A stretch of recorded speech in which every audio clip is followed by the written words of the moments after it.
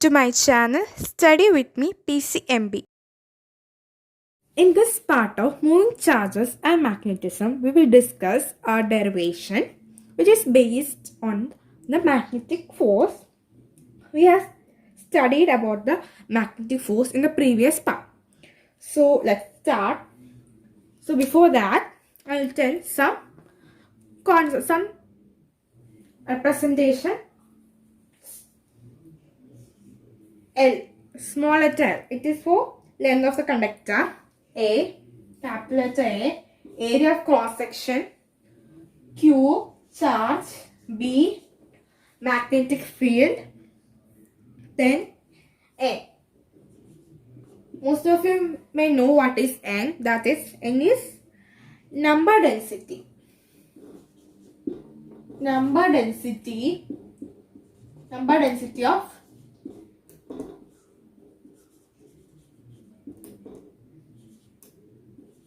charge carrier.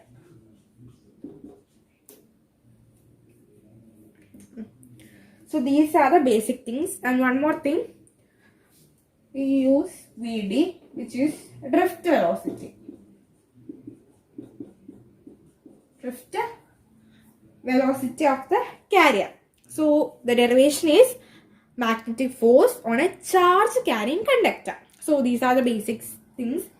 Length of the conductor, area of cross section of the conductor, charge. Here, magnetic field, and number density of charge carrier. Next, Vd, drift velocity. So let's start our derivation.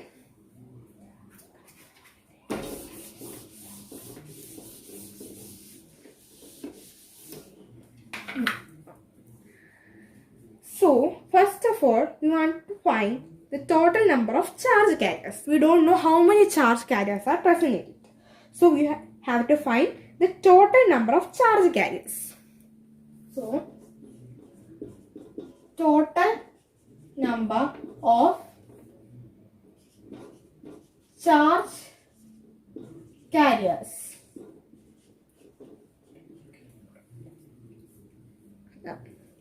So that is equal to number density into volume. Number density. What is number density? A. Sorry, that into volume. What is volume? Volume. Length into area of cross section into AL. We just consider a charge carrying conductor like this. Area of cross section A. Then length L. So consider it like that for the time being. So total number of charge carriers. So total number of charge carriers are NaL. Next we want to find the total charge. Total charge present in it. So next, total charge equal to.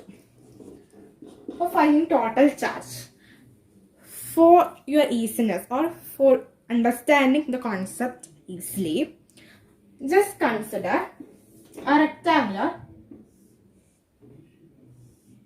piece which has 10 charge carriers.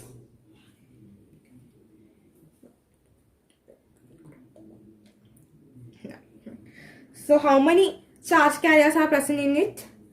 10 charge carriers are present in it. So after that, the volume of the conductor is air. Air is the volume of the conductor. So then, next is charge. In every charge carrier, the charge is 2. So finding the total charge, what we have to do? We have to multiply 2, the total charge. Total, not the total charge. The total charge present in each carrier.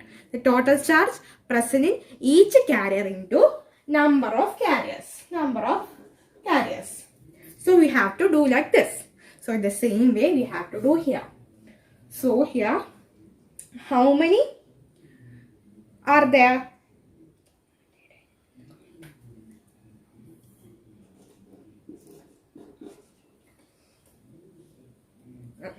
So what is the total number? NaL. That into charge. The total number into charge.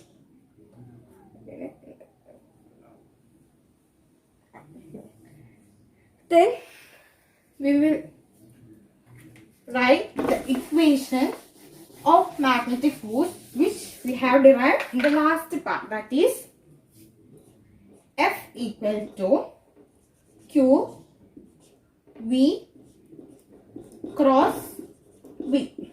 Instead of V, we are using VD. So I will put like this. So F equal to VD in cross V. So here what is this? Q stands for the total charge. This Q stands for total charge. Otherwise I will write like this. Charge into VD cross B. Charge into VD cross B. So what is the charge present in this conductor? The total charge present in this conductor is F equal to NaL Q VD cross B.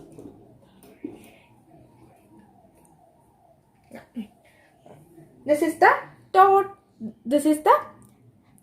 charge present in the conductor. That into the same thing, the VD cross B.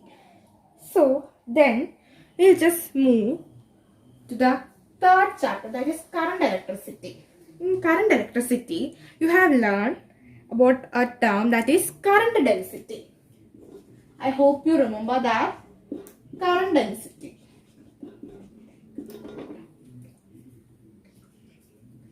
That is, we denote it by the letter J. The equation is J equal to I by A. I by A. So we have to use this in this equation, this force equation. But how can we use that? We can't find the value of I in this equation. So for that, in that chapter, in the same chapter, current electricity, the third chapter, you have learned an equation for I. That is, I equal to V naught. I equal to VDENA. So for remembering it, I used V naught here. I equal to V D drift velocity into E into N into A. Capital letter A.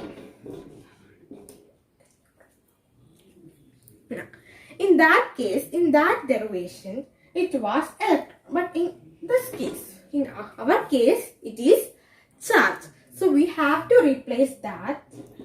I equal to VD QNA. We have to replace it like that, in that form. So we got the equation for I. After that, we have to substitute it in the current density equation.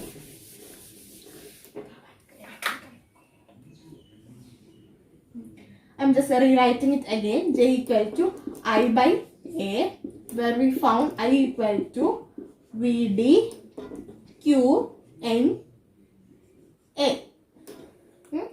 Then we substitute the value of I in J.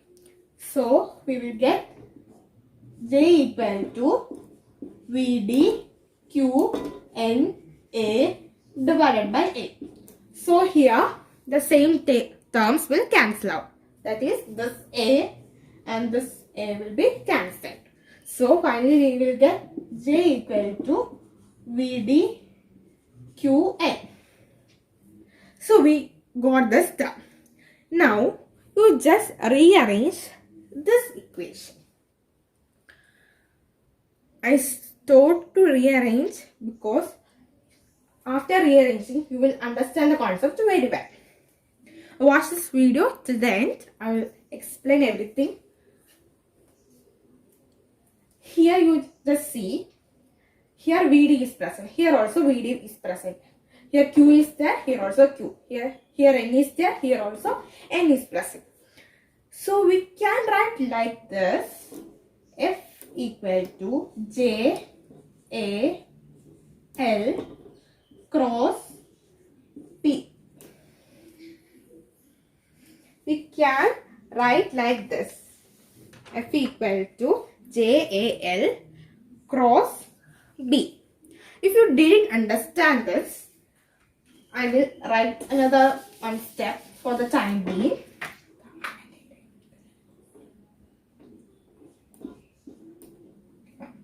Just see this equation only. F equal to, you can write it like this. I remove this VD from this position to this position. It is odd multiplication, so there is no problem. VD into N, then Q I write A L cross B. I can write it like this. Both are same. Both are in the same position. Here this cross come because VD is a vector quantity. So these come like this. But I can rewrite it. Here it is also a vector quantity, but I didn't use it now. So we can write this equation in this form. This equation in this form. There is no problem. I didn't change anything. I just rearranged the things. So here you can see VD is present, Q is present, N is present. So instead of writing these three terms, we can write a single term for that. That is F equal to J A L cross B. These three terms are also present here. So instead of writing that many terms, three terms, we can write it in a single, single letter. So for that I used it. For your better understanding, I just wrote this step also.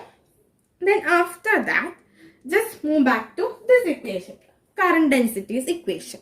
From here, we can find the value of for I. That is, I'm just writing that here. That is I equal to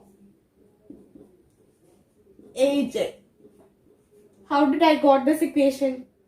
Here, from here, I equal to JA or AJ. So then, can we substitute this equation here? Here also, JA is present. Yes, of course, we can write that is F equal to I L cross B. L will be in vector form. F also will be in vector form. This is our final answer. Finally, we derived the formula for the magnetic force on a charge carrying conductor. This is the formula. F equal to I L cross B. Here F stands for force, I stands for current, L stands for length of the conductor, B stands for the magnetic field. So I just tell the steps once more, fastly, revise. So for finding the total charge carrier, we multiply N into the volume. Then for total charge, for finding the total charge, we multiply the total number of carriers into the given charge or the specific charge. Then after that, we just rewrote the force equation, magnetic force equation, which we studied in the previous part. So we wrote the equation, charge into VD cross B. Then in this case, total charge is NAL in Q, NAL in Q. So for that, substituted the value here. Then just we move to our third chapter. There a new term, current density is coming, J. So the formula we used here, and one more thing, we took it from the previous chapter, that is the value of I equal to VDENA. In that case, it was electron. So then EK. In our case, this case, it is Q, charge. So we removed the E and wrote Q there.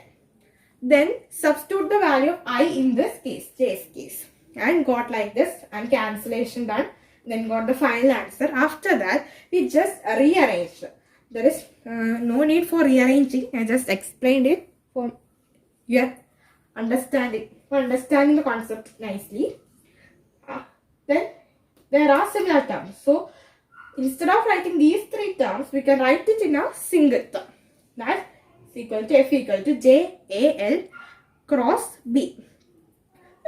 From this same equation, we can find another value for I, that is I equal to AJ. So here also AJ, JA is present. So we can write, instead of writing those two terms, we can write I in its place. So we got the final answer, F equal to I L cross B. So this much is the derivation. We finally got the answer.